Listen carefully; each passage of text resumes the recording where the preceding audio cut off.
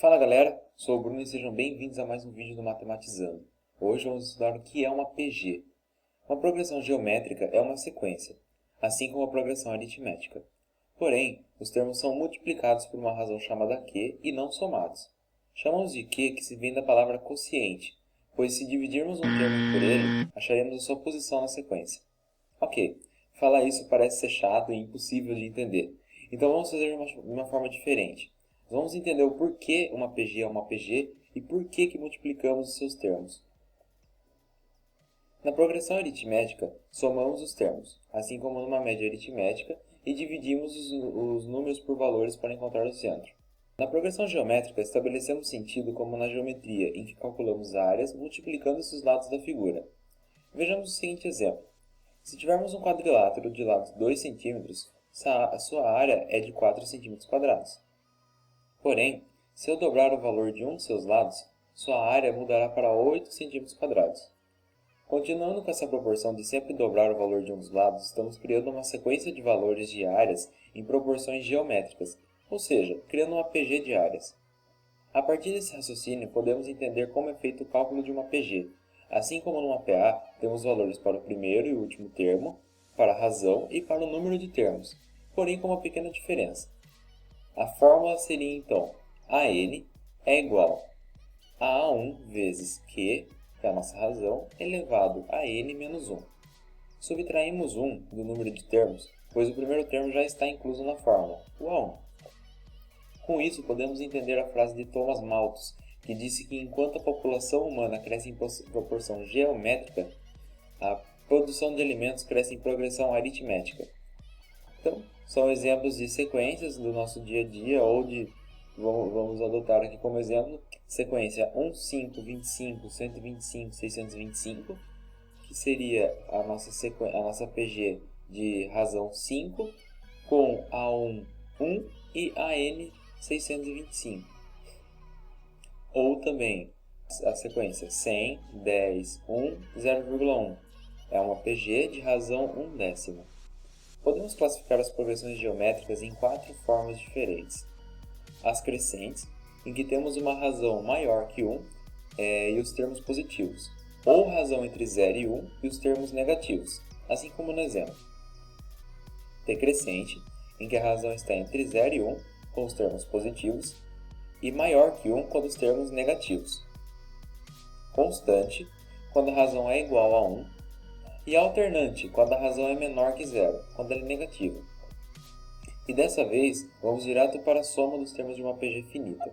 A fórmula geral para calcularmos essa soma é Sn, a soma dos termos, é igual a A1 vezes 1 menos Q elevado a N, dividido por 1 menos Q. Se você se interessa em saber como a gente chega nessa fórmula, eu vou deixar aqui na descrição do vídeo um arquivo explicando todo o cálculo. É meio mirabolante, mas faz sentido quando a gente pega para entender. Para ilustrarmos isso, vou contar uma pequena lenda sobre o inventor do xadrez. Quando este fez, a pedido de um rei, foi chamado para dizer o que gostaria como recompensa por ter criado um jogo tão incrível. O singelo homem pediu 1 grão de trigo pela primeira casa do tabuleiro, 2 pela segunda, 4 pela terceira e assim por diante, ou seja, uma PG de razão 2 com 64 termos. O rei achou aquilo muito pouco, mas aceitou a proposta. Porém, quando seus matemáticos vieram com o resultado da soma do número de grãos, foi descoberto que seria impossível dar recompensa ao rapaz. O número que possui 20 casas é tão grande que nem me arrisco a falar seu valor. Segundo o matemático inglês John Wallis, essa quantidade de grãos poderia encher um cubo que tivesse 9.400 metros de aresta. Se contássemos esses grãos à razão de 5 grãos por segundo, trabalhando dia e noite sem parar, levaríamos nessa contagem 1.170 milhões de séculos.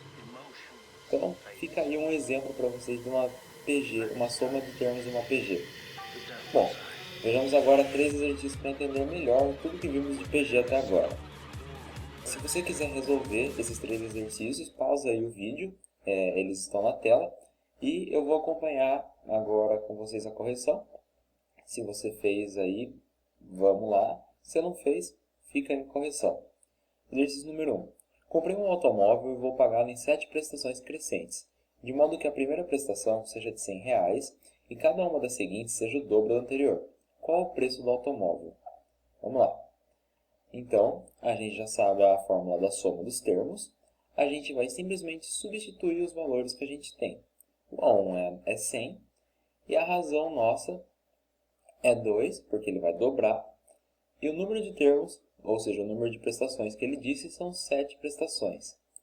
Então, a gente fica com Sn é igual a 100 vezes 1 menos 248, que seria 2 elevado a 7, dividido por menos 1. 1 menos 2. Fazendo a subtração e depois a divisão, a gente tem Sn é igual a 100 vezes 247, então o preço do automóvel que ele comprou é de R$ 24.700. O exercício número 2. Numa PG de 4 termos, a razão é 5 e o último termo 375. Qual o primeiro termo dessa PG? Vamos lá.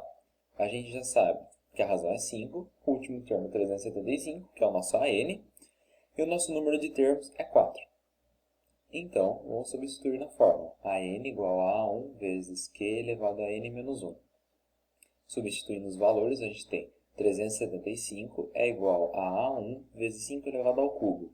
A gente sabe que 5 elevado ao cubo é 125, então 375 é igual a 125 A1. Dividindo os valores aí, a gente acha o nosso A1 igual a 3. E o nosso terceiro exercício. Calcule o valor de N para que a soma dos N termos da PG 1, 3, 9 e assim por diante seja igual a 797161. Então vamos lá. O nosso A1 é igual a 1, a nossa razão é igual a 3 e a nossa soma é 797.161.